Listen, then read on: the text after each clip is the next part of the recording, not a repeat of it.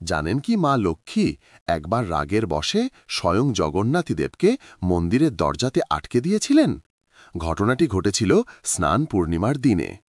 প্রিয় লক্ষ্মী, আমি বলভদ্র ও সুভদ্রার সাথে গুন্ডিচা মন্দিরে যেতে চাই। সেখানে ভক্তদের সাথে দেখা করব এবং গুন্ডিচা মায়ের সাথে কিছু শান্ত সময় কাটিয়ে দুদিনের মধ্যে ফিরে আসব। লক্ষ্মী: জগন্নাথ দেব বললেন, আপনি সবেমাত্র সুস্থ হয়েছেন, কিন্তু আপনার এখনও বিশ্রাম প্রয়োজন।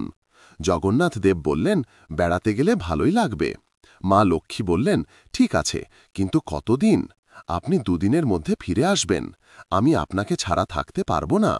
আমি কথা দিচ্ছি, দুদিনের মধ্যে ফিরে আসব। অবশেষে রথযাত্রার পবিত্র দিনটি আসে। জগন্নাথ দেব তার ভাই বলরাম আর বোন সুভদ্রাকে নিয়ে মাসির বাড়ি গুন্ডিচা মন্দিরে যান। ভক্তদের স্নেহ, পিঠে, নাড়ু, ভোগ সব উপভোগ করেন। এদিকে মা লক্ষ্মী মন্দিরে অপেক্ষা করতে থাকেন। দিন কেটে যায়, কিন্তু জগন্নাথ ফিরে আসেন না। এতে মা লক্ষ্মী প্রচণ্ড রেগে যান।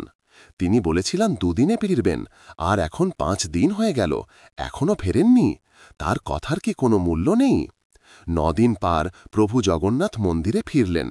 দেখলেন সিংহদুয়ার বন্ধ। মা লক্ষ্মী ভেতর থেকে দরজা আটকে দিয়েছেন। তিনি সাফ জানিয়ে দিলেন, যাও, যেখানে ছিলে সেখানেই ফিরে যাও। আমাকে যখন একা রেখে গেছ, তখন আর মন্দিরে ঢোকার দরকার নেই। জগৎপতি হয়েও সেদিন প্রভুকে স্ত্রীর মান ভাঙাতে অনেক অনুনয় বিনয় করতে হয়েছিল, কিন্তু কিছুতেই কাজ হচ্ছিল না। শেষে উপায় দেখে জগন্নাথ দেব মা লক্ষ্মীকে 1 হাঁড়ি গরম রসগোল্লা উপহার দিলেন। সেই মিষ্টি রসগোল্লা খেয়ে অবশেষে মার রাগ গলে জল হয়ে গেল এবং তিনি দরজা খুলে দিলেন। সেই থেকে এই রথযাত্রার শেষে পুরীতে নীলাদ্রি বীজের দিন রসগোল্লা উৎসব পালন করা হয়, যা ভগবানের এই মিষ্টি মানভঞ্জনের স্মৃতি। যদি জগন্নাথের ওপর বিশ্বাস থাকে, তাহলে ভিডিওটি লাইক ও সাবস্ক্রাইব করুন আর কমেন্টে লিখুন, জয় জগন্নাথ।